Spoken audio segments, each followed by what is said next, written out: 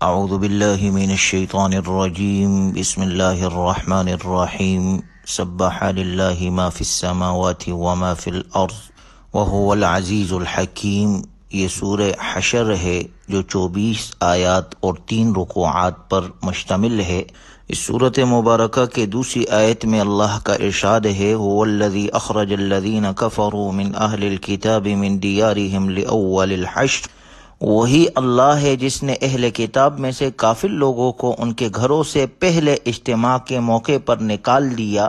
یہود بنو نذیر کو مدینہ منورہ سے شام کی طرف جلاوطن کر دیا گیا۔ اسی جلاوطنی کی بنا پر اس سورت کا نام سورہ حشر رکھ دیا گیا ہے، اور بعض صحابہ اکرام رضی اللہ عنہم اجمعین سے منقول ہے کہ وہ اس سورت کو سورہ بنی نذیر بھی کہا کرتے تھے۔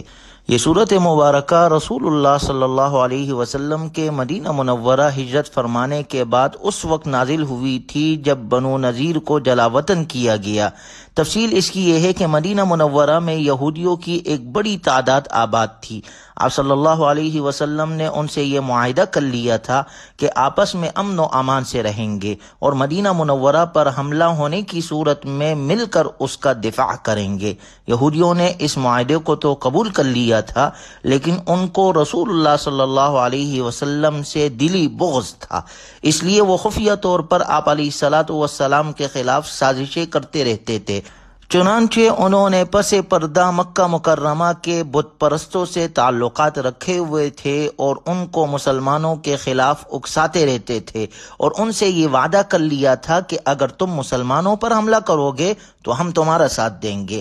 یہودیوں کا ایک قبیلہ بنو نذیر کہلاتا تھا۔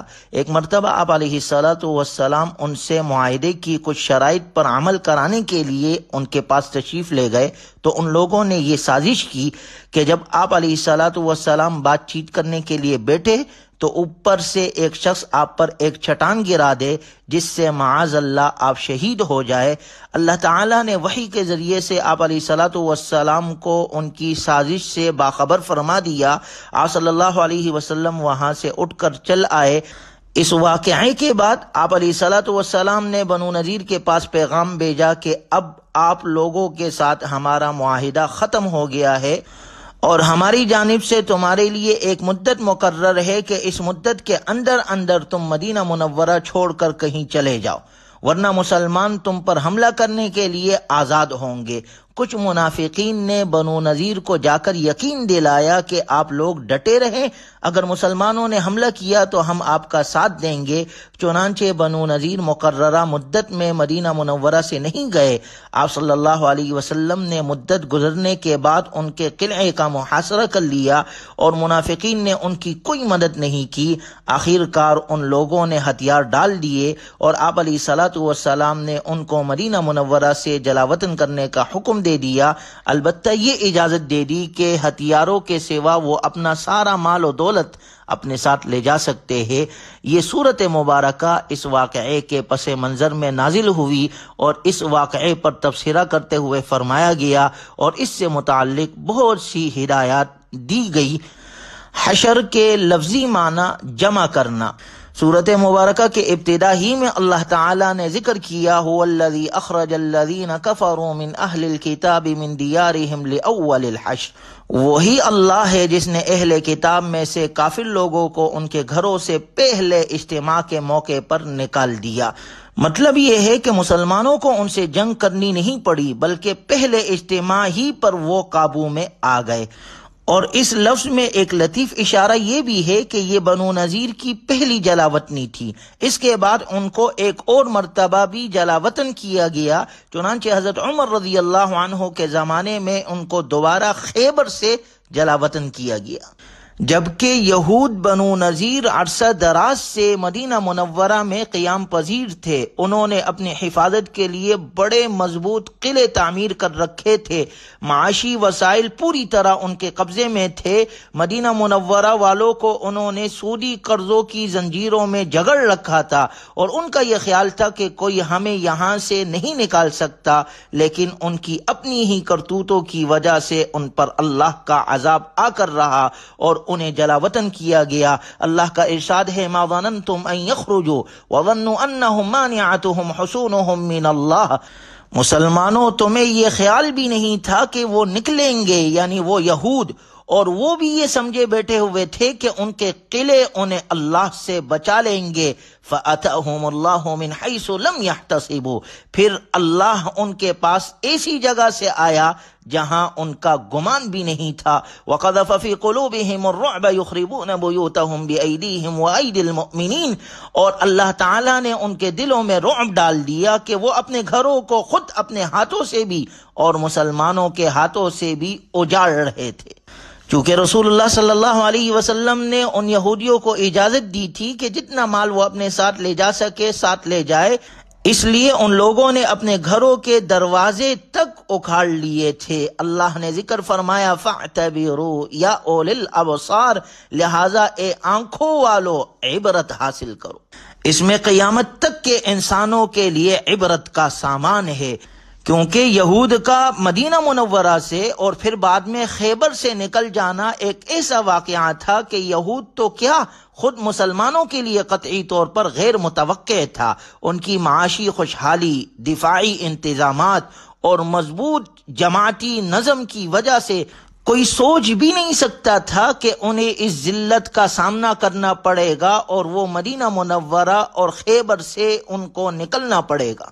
لیکن جب رب ذوالجلال نے انہیں ان کی عہد شکنی، تکذیب اور انکار، تکبر اور سرکشی کی وجہ سے نکالنے کا فیصلہ کر لیا تو ظاہری اسباب، ان کے مضبوط قلعے، ان کا دفاعی نظام ان کے کسی کام نہیں آیا اور اللہ کا فیصلہ وقوع پذیر ہو کر رہا۔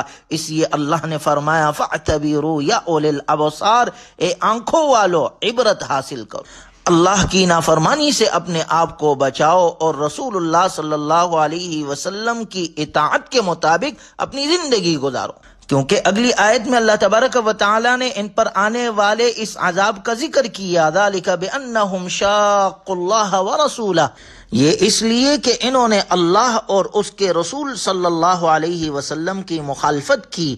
وَمَن يُشَاقِ اللَّهَ فَإِنَّ اللَّهَ شَدِيدُ الْعِقَابِ، اور جو شخص اللہ کی مخالفت کرے گا سو اللہ تعالی سخت عذاب دینے والا۔ جب رسول اللہ صلی اللہ علیہ وسلم نے بنو نذیر کے قلعے کا محاصرہ فرمایا تو آس پاس کے کچھ کھجور کے درخت کاٹنے پڑے تھے۔ اس پر کچھ لوگوں نے اعتراض کیا تھا کہ پھلدار درخت کاٹنا مناسب نہیں تھا۔